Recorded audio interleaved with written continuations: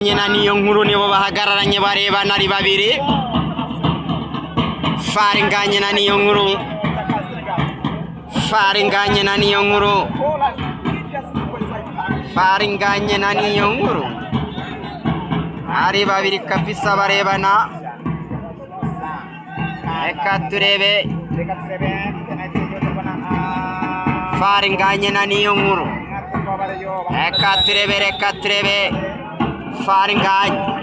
Faringanye na niyo nkuru tatso.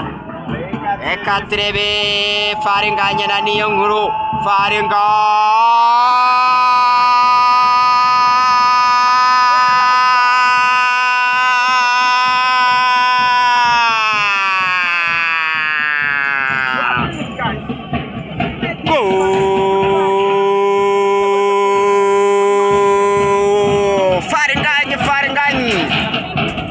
aterekamo igitego cyiza cyane peno.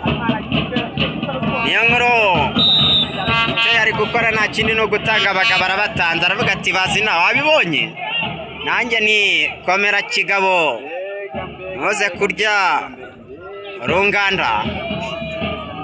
Hehe, ibintu bitoroshye, ibintu bitoroshye kabisa, ibintu bitoroshye no kuri Kigali Pele Stadium.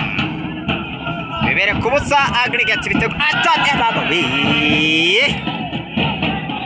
Tiboye bitonde batarya byinshi, bitonde batarya byinshi kabisa.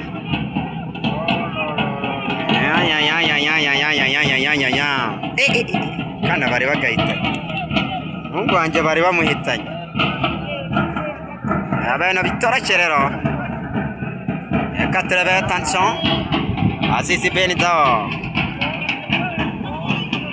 akabaroko nagwa n'ikipe ya Rayon Sport bayita Gikundiro, igikaka, igikanu cy'imfizi, isaro ry'Inyanza, Kimaranzara. Ekipe y'Imana n'andi mazina yose agenda akaba ari iyoboye umukino ku bitego byayo bibiri ku busa. Mpira karukonagwa, mpira kabarakonagwa atanzereka tire mpira kwa Foterikao, Maestro Kitoko Pizarro kwa Mugisha Ive Tatso, Chimimana Emmanuel Kabange, Chimimana mtoto wa senta Tony Kitoga na Kabanga. Tanzereka tire Chimimana Emmanuel arazamuka acomekera Habimana Iva gerayo, ariko niyo nkuru akora timing nziza cyane, agera kuri baro ari uwa mbere. Ibintu bitoroshye rero, ibintu bitoroshye hano kuri Kigali Pele Stadium. Rayon Sport iraramuka itsinze ifite urugamba rukomeye cyane. Atatereka turere Joachim Vinino, Joachim tatso kubita umuntu bwa Frank ajya ishwiragiza Vinino.